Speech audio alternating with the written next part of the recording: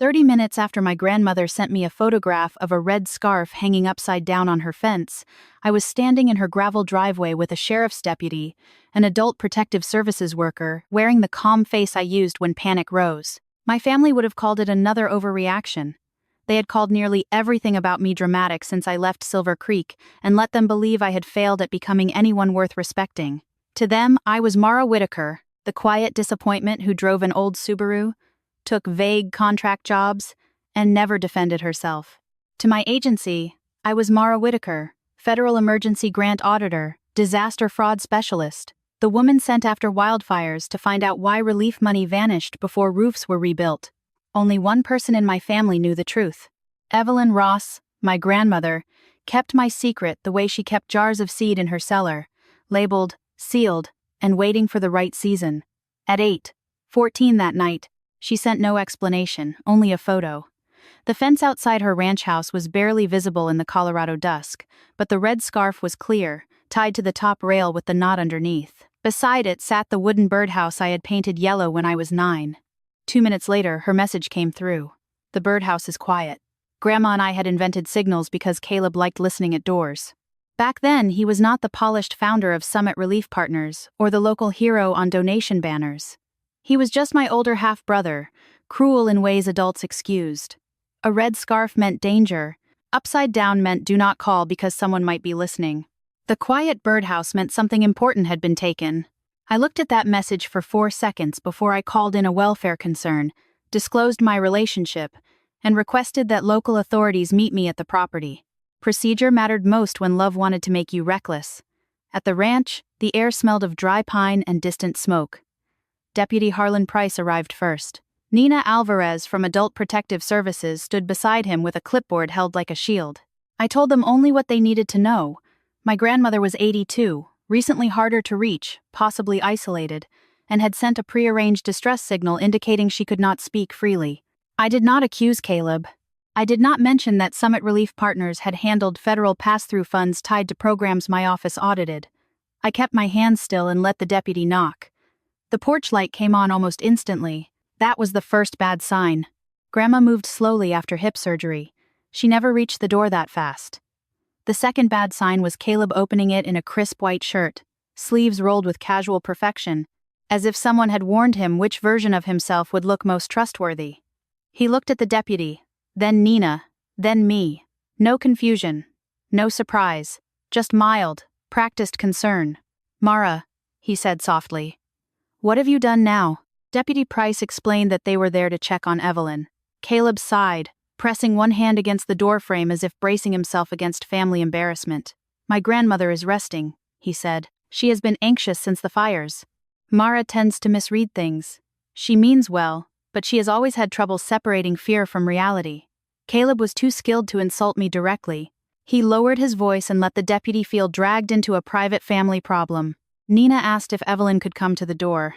Caleb hesitated for less than a second, but childhood had trained me to notice the space between his mask and his decision. "Of course," he said. "I just do not want her upset." He turned down the hallway and called, "Grandma, Mara brought people because she got scared again." That word again was a hook thrown into the room before Evelyn even appeared. When my grandmother stepped into view, my breath caught. She wore the blue cardigan she saved for visitors, but it was buttoned unevenly.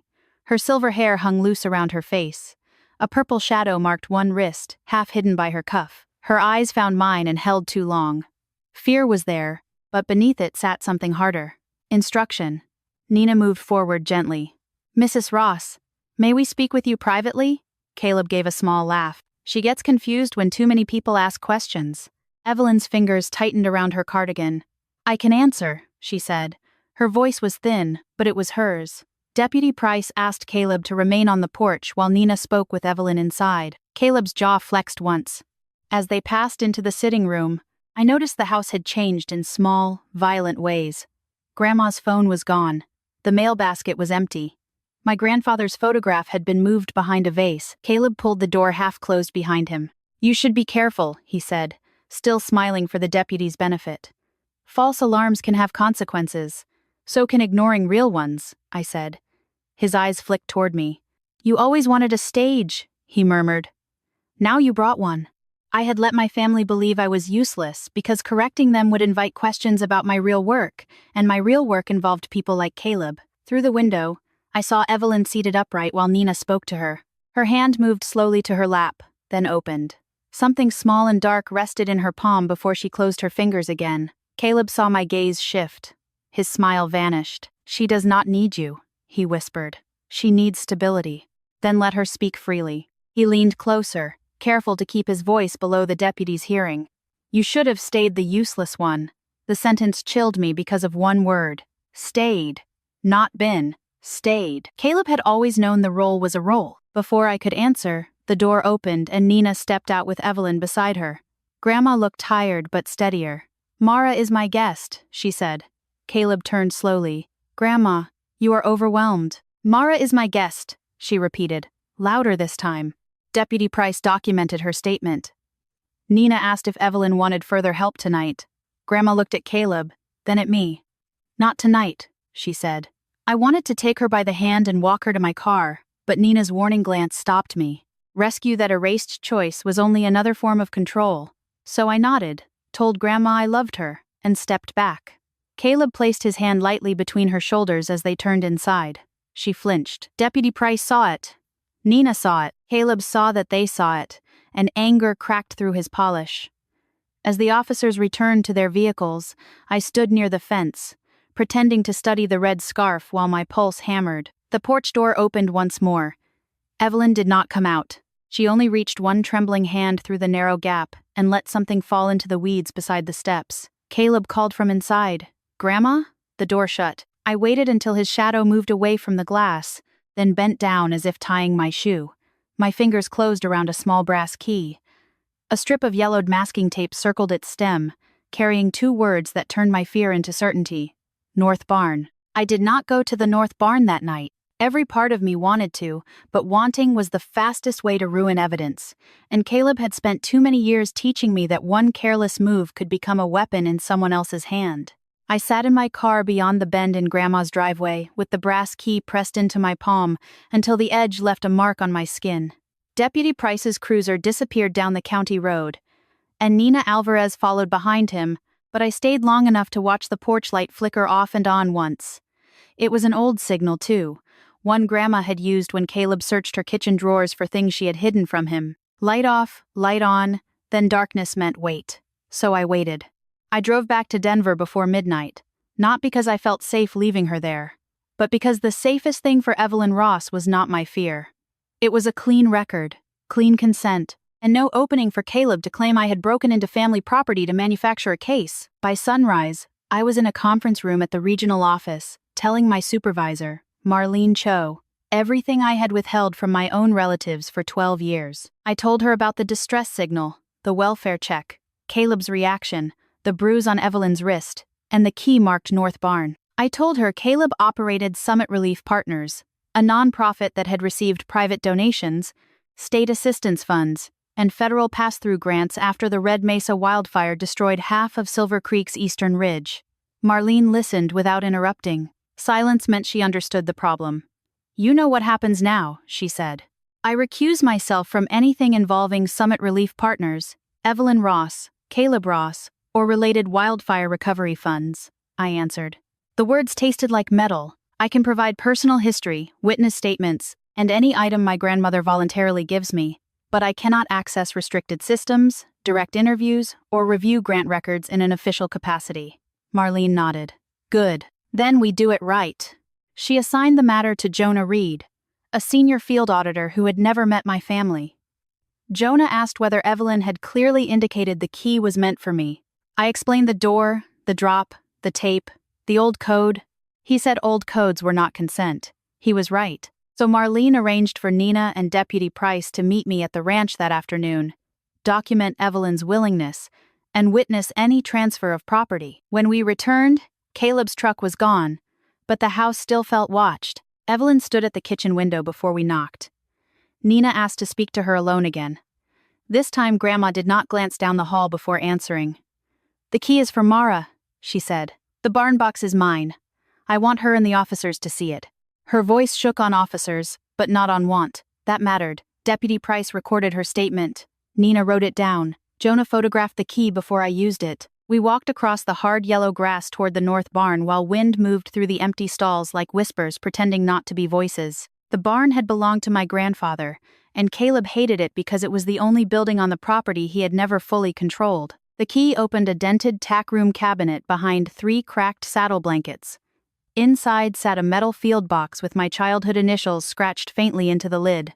M.W. I had carved them there at 13 after Caleb told me nothing on the ranch would ever be mine. Jonah asked Evelyn if I could open it. She nodded. I photographed the box, pulled on nitrile gloves, and lifted the latch. No one spoke for several seconds. Inside were folded evacuation maps, a thumb drive wrapped in wax paper, 3 envelopes of printed invoices, a stack of beneficiary forms, copies of insurance claims, a handwritten ledger in Grandma's slanted cursive, and a small black memory card taped to the back of a photograph of the yellow birdhouse. There was also a bottle of medication with a new pharmacy label, prescribed by a doctor I did not recognize. Nina picked that up first. Evelyn stared at the ground. Caleb said my old doctor was too sentimental, she whispered. He said I needed someone objective. Jonah did not react, but his pen moved quickly. The first map showed the official evacuation route from the night of the Red Mesa fire. The second showed the same route with a road closure added in red marker, redirecting several elderly residents away from the community shelter Summit Relief Partners later claimed to have supplied. The invoices were worse: generators, roofing panels, temporary heaters, water tanks, medical cots, all billed as delivered to burned-out addresses I knew had remained empty lots months after the fire. Some receipts bore initials that looked like mine, not my signature exactly, but the abbreviation I used on professional reports. M.W. The beneficiary forms listed me as an emergency grant liaison for a rural recovery verification unit that did not exist. My old Denver apartment address appeared beneath my name. My birth date was correct. My last 4 social security digits were correct. Nina looked at me, not with suspicion, but with worry. Jonah held one document under the barn light. "This is not sloppy," he said. "Whoever prepared this wanted your name discoverable but not obvious until the right moment." I knew what he meant. Caleb had not framed me to be caught immediately. He had built a delayed explosion. If Evelyn resisted, if I interfered, if auditors circled Summit Relief Partners, then suddenly there I would be, buried in the paperwork like a guilty secret. Grandma sat on an overturned feed bucket.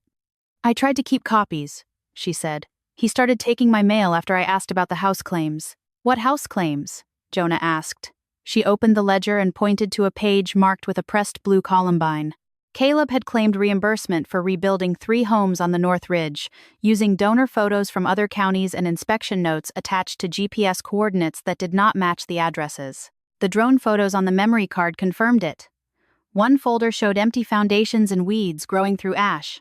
Another showed a ribbon cutting in front of a completed modular home, but the file metadata placed that home 80 miles away. Caleb had sold hope by photographing someone else's recovery. Then we reached the sealed envelope at the bottom of the box. My name was written across it in Grandma's handwriting. "Mara only if I cannot say it out loud." Jonah asked if Evelyn wanted me to open it. Grandma's lips trembled. Yes. Inside was a flash drive and a note. The note said Caleb had begun telling people I asked questions about relief funds before I ever knew the funds existed. It said he had taken copies of my old tax records when he offered to help with Grandma's estate planning. At the bottom, one sentence had been underlined until the paper tore. "He is not trying to stop Mara from finding the truth. He is preparing people to believe she created the lie." Jonah bagged the drive. We reviewed it later at the office, with Marlene present and my hands folded under the table so no one could accuse me of steering the evidence. The drive contained scanned forms, voice memos, photographs of checks, and one video labeled "Birdhouse Quiet." Evelyn appeared in the tack room, face pale, cardigan buttoned wrong, eyes fixed on something beyond the camera. "If Mara sees this," she whispered. "Caleb has already started blaming her." Then the barn door creaked open behind her, and the video cut to black. The first thing Caleb Ross understood better than any criminal I had ever studied was that people the version of a man who once helped them. Summit Relief Partners sat on the top floor of a renovated brick building in downtown Silver Creek, above a bakery that gave free coffee to firefighters and a real estate office that still had photographs of burned ridgelines in its front window. The sign outside Caleb's office showed a pine tree rising from a flame, clean green letters against brushed steel, The kind of symbol that made donors feel they were funding rebirth instead of paperwork. I arrived at 9:00 the next morning because Caleb had sent an email at 6:17 with the subject line, "Private resolution before this becomes public." He wrote as if he were doing me a favor. "Mara, we both know Grandma is confused and frightened. I am willing to give you one chance to walk this back before your misunderstanding damages people who actually showed up for this town."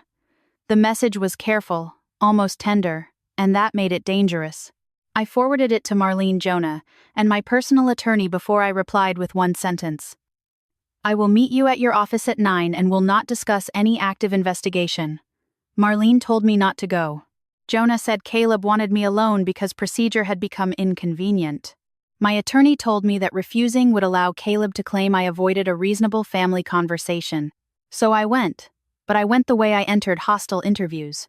No files, no agency device, no badge, no promise that could be twisted into official action, and an emergency contact protocol that would alert Marlene if I did not check in within 45 minutes. The receptionist at Summit Relief Partners smiled when I gave my name, then recognized it and looked away too quickly.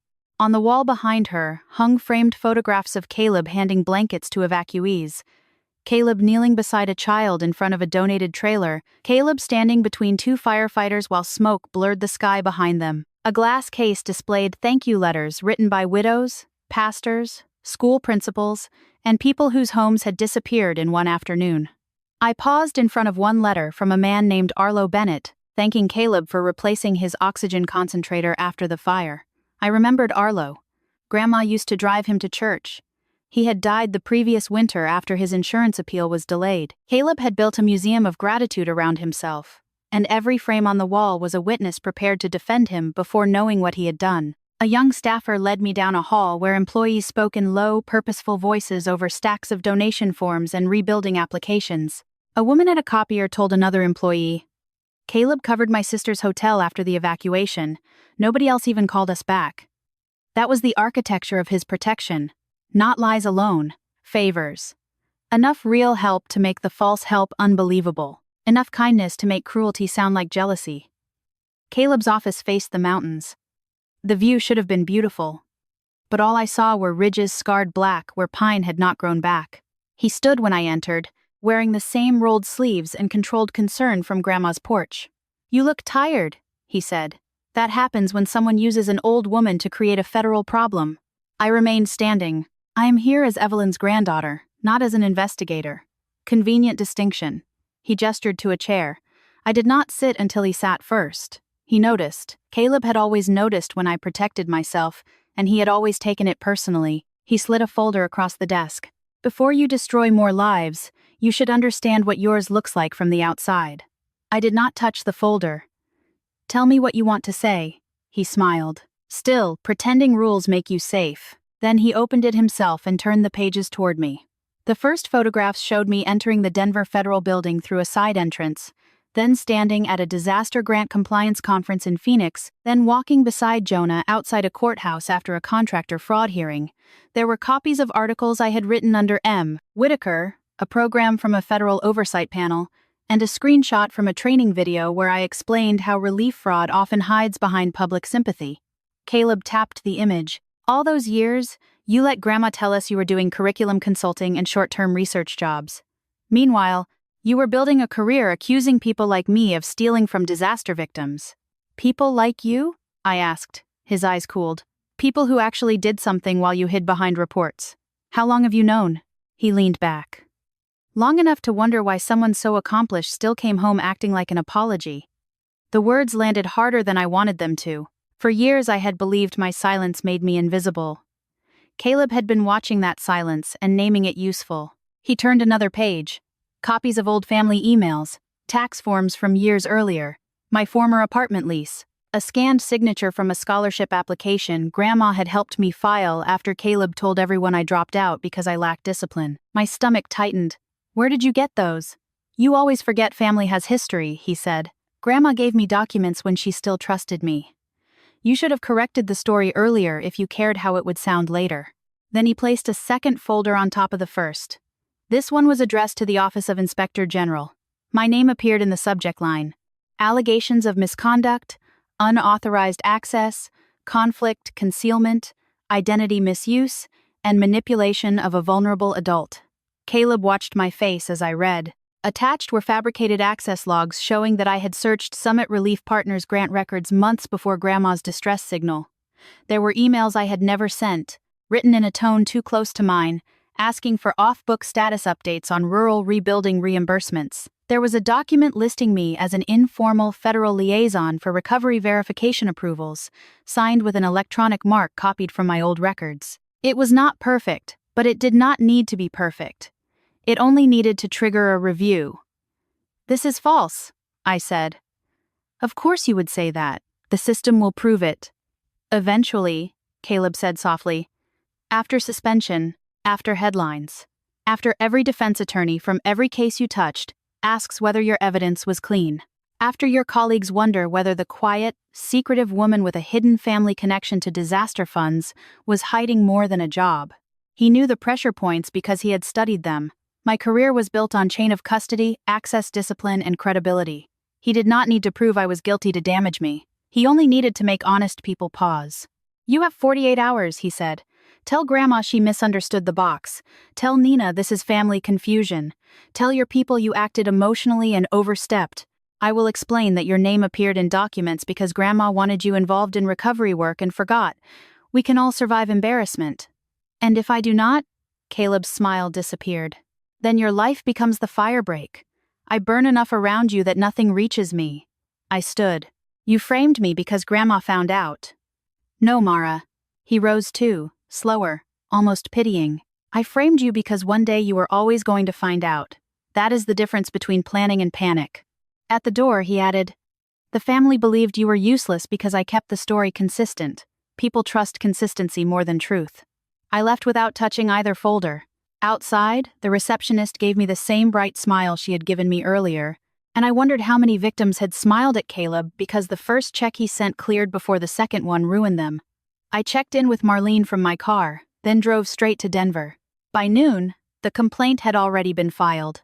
By 3, I was called into a secure conference room and asked to surrender my badge, laptop, credentials, and access card pending review. No one accused me. That almost made it worse.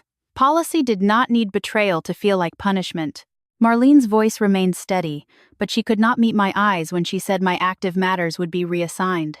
Jonah stood behind her, silent, furious in a way procedure did not allow him to use. I placed my badge on the table and felt 12 years of hidden work become weightless in the wrong way. My phone buzzed as I stepped out of the building. A local news alert filled the screen. Federal auditor linked to wildfire relief fraud probe. Beneath it was a blurred photograph of me entering Summit Relief Partners, and under the headline, one anonymous quote, "She has been desperate for years, and everyone in Silver Creek knows it." By sunset, my name had become something people could say without knowing me. The article did not use my full face, but it did not need to. Silver Creek was small enough to identify a woman by the outline of her shame, and Caleb had spent 12 years making sure everyone knew what shape mine was supposed to have. Federal auditor linked to wildfire relief fraud probe became former local woman under review by morning. Then Caleb Ross's estranged sister questioned in relief fund scandal by noon. Each version added one careful layer. Estranged, troubled, desperate, unemployed for years before mysteriously entering federal service. None of the articles said I had been charged, because I had not been. None said Summit Relief Partners was cleared, because it was not. But suspicion does not require grammar to do damage. It only needs repetition. My agency placed me on administrative leave, pending verification of the access logs, alleged conflict, concealment, and the fabricated liaison documents. My badge was gone. My laptop was gone. My case files were reassigned before I could even remove the sticky notes from my desk. Marlene called twice, both times from a recorded line, and both times her voice carried the ache of someone trying to sound neutral, while knowing neutrality could feel like abandonment. "Do not speak to the press," she said. "Do not contact witnesses. Do not access anything. Let Jonah work." I said I understood, because I did. Understanding did not make my apartment feel less like a room I had been sentenced to occupy. By the second night, my landlord forwarded an anonymous email claiming federal agents might search the building because I had stolen disaster funds from fire victims. A neighbor who usually held the elevator for me looked down at his phone until the doors closed. 2 defense attorneys from cases I had audited filed motions asking whether my findings should be reviewed for bias or misconduct. One of those cases involved a contractor who billed elderly evacuees for insulation he never installed. Another involved a charity treasurer who used temporary housing donations to buy a boat. Caleb had not only attacked me, he had reached backward into every victim who had trusted my work and shaken the foundation under them. That was the cruelty I had not prepared for. I expected him to threaten my name. I did not expect him to use strangers' justice as leverage. Grandma called from Nina's office phone because Caleb had taken hers for charging again. Her voice sounded small and furious. "They are saying awful things," she whispered. "Do not read them," I told her. I already did. There was a pause, then the sound of paper crumpling. Caleb brought me printouts. He said this is what happens when confused people let bitter relatives interfere. I stood so quickly my chair hit the wall. "Where is he now?" "Gone. Nina made him leave the room." Grandma swallowed. "Mara, he said if I keep talking, he will petition for emergency guardianship. He says the doctor agrees I am declining." I closed my eyes. Caleb was building 2 cages at once, one around me with professional suspicion, one around Evelyn with medical control. "Listen to me," I said. "You do not sign anything. You do not take any new medication unless Nina confirms it with an independent doctor. If Caleb pressures you, you say you want Patricia Monroe present." "Who is Patricia?" "An elder law attorney Jonah found. She is going to help protect your choices." Grandma exhaled, and for 1 second she sounded like the woman who once taught me to patch a fence before breakfast.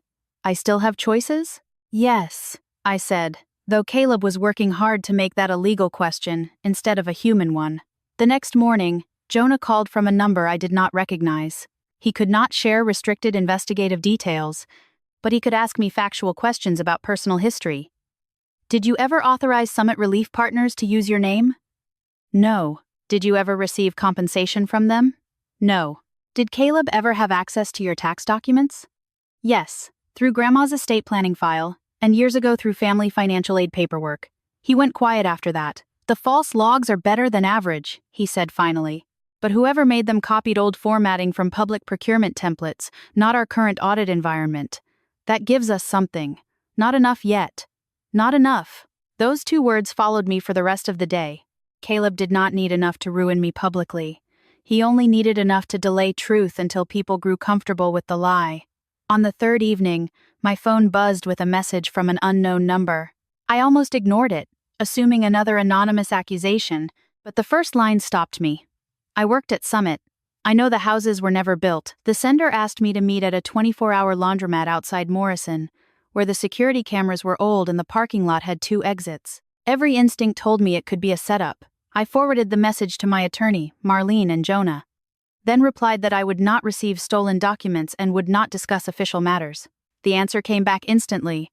"Then just listen." Her name was Dana Holt. She was waiting beside a row of dryers with a baseball cap pulled low, one hand wrapped around a paper cup she had not drunk from. She looked younger than I expected and more exhausted than fear alone could make a person. "Caleb told everyone you were unstable," she said before I sat down.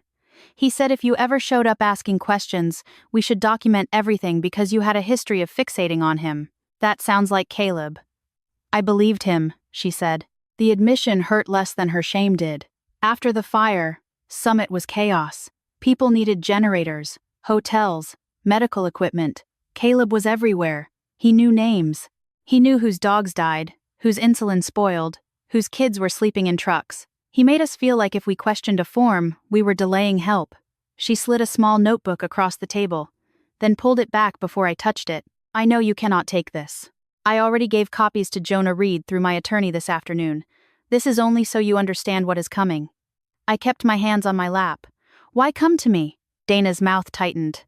"Because the article made me realize he was using you the way he used us. A story before the paperwork. By the time anyone saw the forms, he had already taught them what to believe." She told me Summit submitted reimbursement claims for structures never built, medical equipment never delivered, and temporary shelters photographed from old disaster archives. When one employee questioned the GPS data, Caleb said rural coordinates often mapped poorly after fire damage. When Dana asked why my initials appeared on verification notes, Caleb told her I was a consultant who preferred anonymity because of federal ethics rules. "I thought that sounded wrong," she said, "but he made wrong sound noble." She opened her bag and removed a black hard drive sealed inside a clear evidence pouch with an attorney's label across the top. The originals went to Jonah. Drone footage, raw inspection photos, metadata, internal chats, deleted task lists. The houses on Ridge Spur, Mercy Lane, and Old Quarry Road were never rebuilt by Summit. One was never rebuilt at all.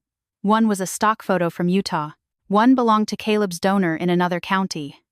My throat went dry. "That proves the claims were false." "It proves part of it," Dana said. "But Caleb will say staff made mistakes. He will blame me, you, bad data, the fire, anything." She looked toward the laundromat window as headlights swept across the glass. "The real proof is Evelyn." "What do you mean?" Dana leaned closer. "Caleb forgot old hearing aids can record when they are paired through the wrong maintenance app. Evelyn figured it out before any of us did. She recorded him in the kitchen, in the truck, at the doctor's office, everywhere he thought she could not prove what he said." My heartbeat changed. "Where are the recordings?" Dana stood, leaving the coffee untouched.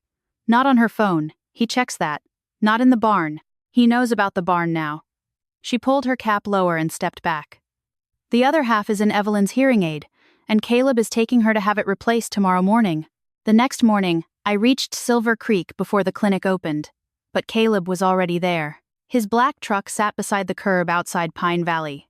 Hearing in balance, engine off, windows tinted dark enough to turn the whole vehicle into a warning. I parked 2 blocks away and did not approach. Administrative leave had stripped away my badge, but not my understanding of traps. If Caleb saw me, he would tell the doctor I was harassing Evelyn, interfering with medical care, proving his claim that I wanted control. So, I called Patricia Monroe from my car and watched through the windshield as she crossed the street with Nina Alvarez at her side. Patricia was not what Caleb expected from an elder law attorney. She was small, gray-haired, and spoke softly enough that arrogant men underestimated her before realizing she had already rearranged the room around them. Nina carried a folder thick with Evelyn's written statement, the welfare notes, the medication concerns, and the documented request that no medical device be replaced without Evelyn's independent consent. I stayed on the phone while Patricia entered the clinic. Through the front window, I saw Caleb rise from a chair beside Grandma. He had one hand on the back of her shoulder, a gesture he always used in public when he wanted control to look like affection. Grandma wore her beige coat and the blue scarf I had given her last Christmas. She looked fragile from a distance, but when Patricia spoke to her, Grandma straightened. Caleb's mouth moved quickly. Patricia's did not. A receptionist stepped away from the counter, and the audiologist appeared from the hallway holding a tablet. 10 minutes later, Patricia came back on the line.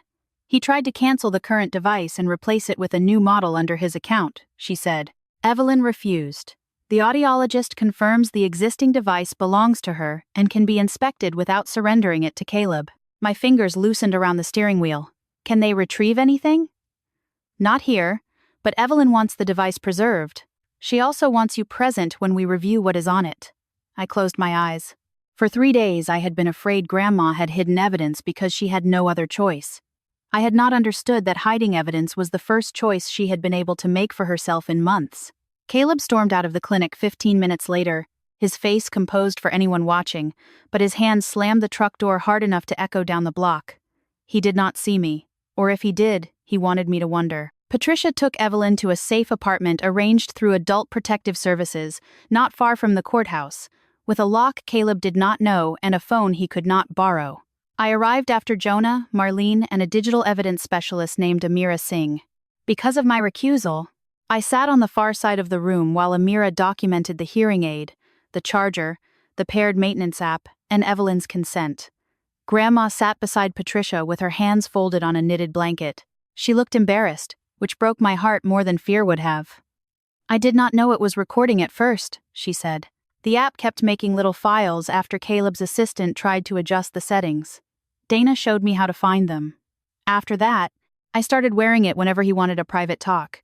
Amira asked if Caleb knew. Grandma gave a tired smile. "Caleb thinks old people cannot learn anything unless he teaches it." The first recording was mostly kitchen noise, running water, a chair scrape, Caleb's voice smooth and impatient. You are making this harder than it needs to be, Grandma. Summit can protect the ranch if it goes under the Community Recovery Trust. Otherwise, creditors and relatives will circle you. Evelyn's recorded voice asked why the trust documents named him manager. Caleb laughed softly. Because I am the only one in this family competent enough to manage anything. Mara cannot even manage her own life. I kept my face still. The second recording was from his truck. He told Evelyn that Adult Protective Services would put her in a facility if she seemed confused, and that refusing to sign medical authorizations would prove she lacked insight. Mara will not save you, he said. She is already under review. By the time anyone believes her, your choices will be made for you. Patricia wrote that sentence down. The third recording contained the doctor's voice. Not the clinic audiologist, but Caleb's private physician, Dr. Vance. Caleb instructed him to document signs of cognitive decline before the formal evaluation. Dr. Vance objected weakly, saying he had only met Evelyn twice. Caleb replied, "Then write that her family reports worsening paranoia, financial confusion, and susceptibility to manipulation by an estranged relative. I will handle the rest." Grandma stared at the floor while her own erasure played from the speaker.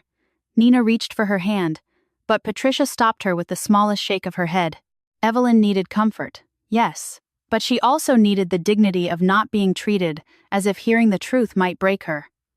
She had lived the truth. We were only catching up. Then Amira opened a file marked with a date from 2 weeks before the red scarf. Caleb's voice came through sharper, closer, maybe from Grandma's kitchen table.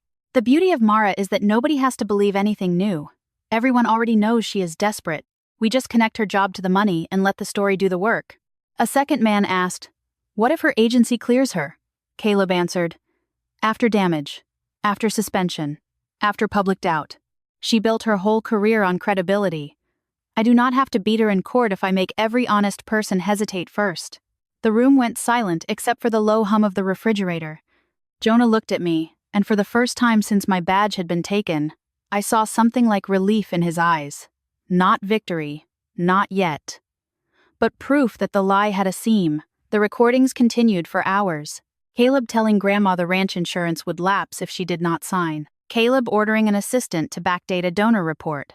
Caleb explaining that drone footage should be cleaned before submission because donors needed images that inspired confidence. Caleb laughing when someone asked whether using my initials created risk. "Risk is the point," he said. "If this ever breaks, Mara becomes the explanation." Grandma did not cry until the last file. In it, Caleb spoke more gently than in all the others, and that somehow made him crueler. "You always wanted to believe Mara was special," he said. "But special people do not hide. She hid because deep down she knows she is not enough. Let me protect what is left of this family." My grandmother's recorded voice answered, barely above a whisper, "Maybe she hid because we were never safe." Caleb said nothing for several seconds. Then a chair scraped, and his voice dropped into something I recognized from childhood. "Sign the papers, Evelyn."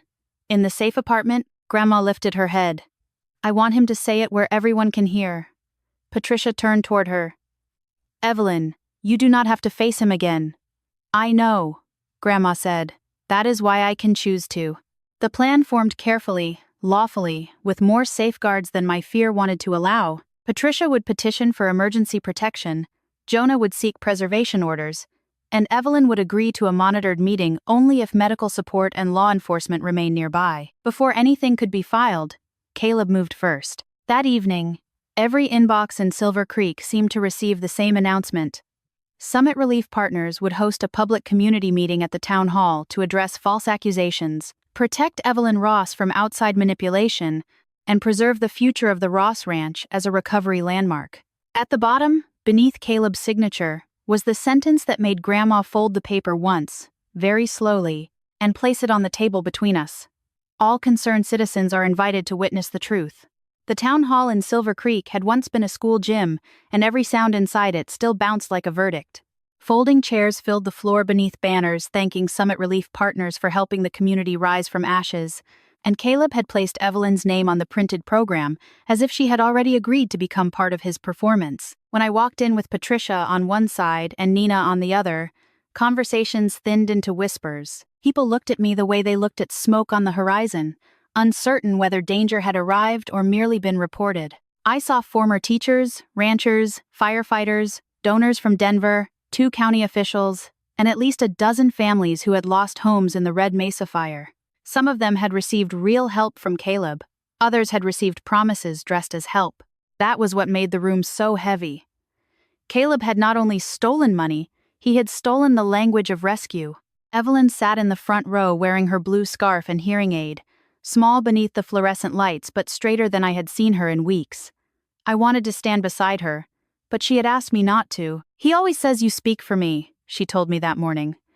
"Tonight I want him to hear me before he hears anyone else." So I remained near the aisle, close enough to reach her if Caleb lunged, far enough to prove she had not been carried there by my will. Jonah and Amira were in the back with 2 federal agents I was not supposed to acknowledge. Deputy Price stood near the exit in uniform. Dana Holt sat behind a pillar with her attorney, pale but present. Caleb entered through the side door to applause. It was not thunderous, but it was enough. He wore a dark jacket, and the wounded expression of a man brave enough to address false accusations. Beside him walked Dr. Vance, a private notary, and a lawyer I recognized from a firm that specialized in nonprofit crisis management. Caleb took the microphone and let the room settle before speaking. "I wish we were meeting under better circumstances," he began. "But when people from outside this community try to twist grief, money, and family into accusations, truth must be witnessed publicly. Outside this community." He looked directly at me when he said it, and half the room followed his eyes. I had grown up in that valley, learned to drive on those roads, spent summers stacking hay in Evelyn's barn, but Caleb needed me foreign to make himself familiar. He spoke for 15 minutes about sacrifice, about the chaos after the fire, about paperwork errors that heartless bureaucrats could misread, and about Evelyn's vulnerability. Then he turned toward her with rehearsed sorrow. "Grandma, nobody here wants to take your voice. We want to protect it from people who have already been suspended for misconduct." A murmur moved through the chairs. Patricia rose calmly. "Mrs. Ross has counsel present and has not agreed to sign any document tonight." Caleb smiled as if expecting that. "Of course. I simply want her to explain, in her own words, whether Mara pressured her to contact authorities." Evelyn took the microphone with both hands. For a moment, all I heard was the hum of the speakers. Then she said, "Mara did not pressure me. I sent her a signal because Caleb would not let me speak freely." The room changed, not enough to turn against him, but enough to stop breathing with him. Caleb stepped forward. "Grandma, remember what Dr. Vance said about stress confusing timelines?" Patricia moved between them. "Do not coach my client." Caleb ignored her and placed a folder on the table. "These documents show Mara's name connected to verification notes, grant liaison approvals, and recovery fund reviews. I did not create her involvement. I discovered it."